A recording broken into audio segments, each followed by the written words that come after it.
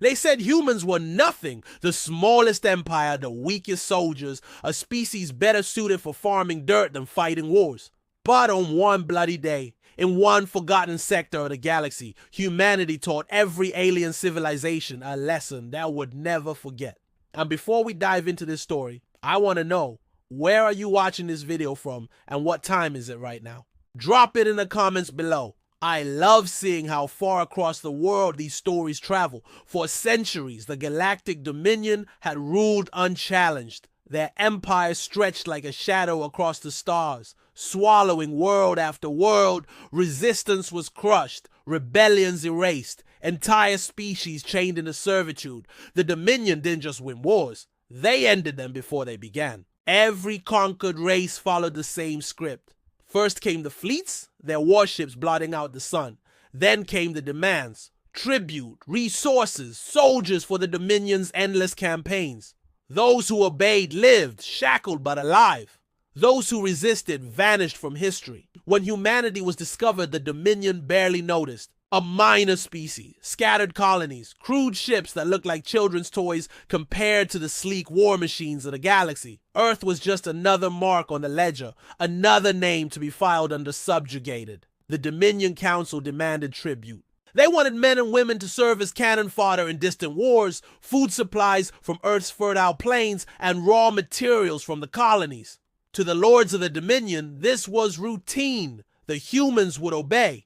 They always obeyed, but this time the response was different. The Terran ambassador stood before the council, a single human in a chamber of towering alien overlords. The hall echoed with laughter as they mocked his size, his frailty, his species. They told him Earth's fate was sealed, that humans had no choice but to kneel, and then he said the one word no one had dared to say to the Dominion in centuries. A big no. The laughter stopped. The chamber froze. No one said no. Not the reptilian Kreth, who had lost 3 homeworlds to fire. Not the insectoid Drell, who sent their young into Dominion armies by the millions. Not the proud Seraphon, whose wings now beat only in chains. The Dominion lords leaned forward, fangs gleaming, eyes narrowing. They promised extermination. They painted visions of Earth burning, of cities ground into dust, of humanity erased. The ambassador didn't flinch. His voice carried across the chamber, calm, steady, unshaken. You may think us weak, you may think us small, but humanity does not fight other people's wars. We fight our own. And if you come for us, we'll remind you why our species has never been conquered. Not by nature, not by plague, not by ourselves. We endure and we do not kneel. The council roared in fury. The decision was made before the human even left the chamber. The Dominion would make an example of Earth. And so the fleets came. The Dominion's plan was simple. They would strike Eryndor 4, a Terran colony on the fringe of known space. It was lightly defended, with only 2,000 human soldiers stationed there. Against the Dominion's force of 40,000 troops and 12 warships, the outcome was inevitable, or so they thought. The first assault came with fire from the skies. Orbital bombardments reduced cities to rubble. Great craters tore the colony's surface apart. Towers crumbled, forests burned, oceans boiled under the relentless rain of fire, and yet the humans did not surrender. They fought from the ruins, from basements and shattered rooftops. Every street became a death trap, every building a fortress. They turned rubble into weapons, dead ends into kill zones. The Dominion soldiers expected broken resistance. Instead, they met ambushes, mines hidden beneath corpses, grenades wired to children's toys. Drones reprogrammed to ram into armored convoys. And the humans fought with something the Dominion had never seen before: fury. When a soldier was wounded, they didn't retreat. They kept firing until their last breath. When they were surrounded, they charged, dragging their enemies into the dirt with them. Civilians armed themselves with kitchen knives, hunting rifles, and firebombs, striking from the shadows before vanishing into the ruins. For every human that fell, 10 Dominion soldiers died. The commanders dismissed it at first. Madness, they said, suicidal. But the losses mounted. Street by street, block by block, the humans turned the colony into a graveyard. Then came the turning point. Pinned down and outnumbered, the human garrison made a choice. They would not hold Eryndor. they would deny it. The colony's last stronghold housed the fusion cores that powered its cities. Under cover of night, the humans rigged them to explode. They lured Dominion forces inward, baiting them with a feigned retreat. And when the enemy was deep inside the fortress, the humans lit the sky on fire. The detonation tore the colony apart. Entire mountains cracked. The ground burned. Half the Dominion fleet in orbit was annihilated instantly, caught in the firestorm. 12,000 soldiers vaporized in a heartbeat. The blast was seen from neighboring systems. The message was unmistakable. 2,000 humans gone. But so were 40,000 Dominion troops and 12 warships. The Dominion had not faced an army that fought to win. They had faced a species that fought to deny. To make victory so costly, so bitter that it tasted like defeat.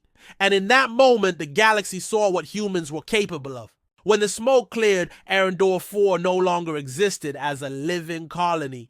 It was a scar, a world torn open, blackened with ash and silence. The Dominion's banners never flew over it.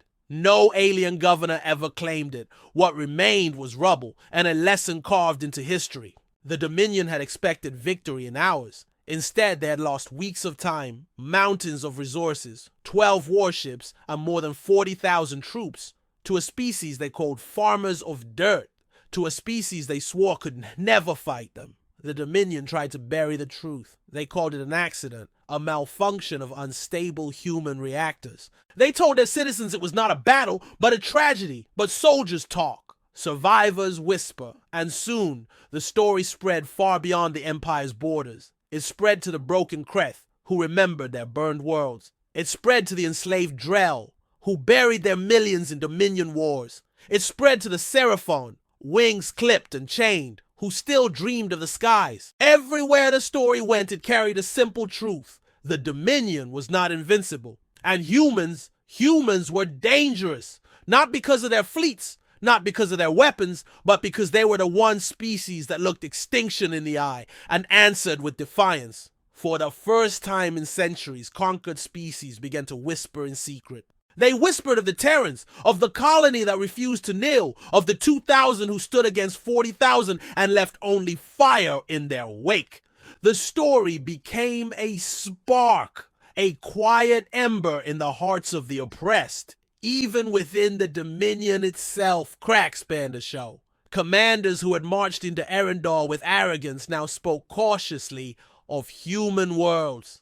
Soldiers who had once mocked Terrans as weak now spat the word human like a curse. Entire battalions were rotated away from Terran borders, not because the humans were strong, but because their memory alone was enough to break morale. And humanity? On Earth, Eryndor became holy ground, not for what it was, but for what it meant. Those who died there were remembered as more than soldiers. They were remembered as proof that humanity could never be broken. Songs were written, statues carved. Children grew up hearing the tale of the colony that defied an empire. But the most important thing was not the songs or the statues, or even the fear, it was the respect. The next time the Dominion sent envoys to a human world, they did not come with threats. They came with treaties, and they were careful with their words. Because Eryndor had changed the balance, the Dominion knew that if humans could inspire rebellion across the galaxy, their empire might crack apart. They couldn't afford another no. So they left Terran space alone. And that was the true victory. Not the ships destroyed, not the soldiers lost. But the fact that from that day forward, every Dominion council, every military commander, every alien diplomat carried the same thought in the back of their minds. What if they fight like Eryndor? It haunted them. It restrained them. And slowly, quietly, it began to give other races hope. Because if humanity, small, fragile, the weakest empire, could stare down the Dominion and say no, maybe they could too. Eryndor became more than a battle. It became a story whispered in back rooms, traded in slave camps, told in secret to children who dreamed of freedom. The story of the day humanity refused. The day they did not kneel.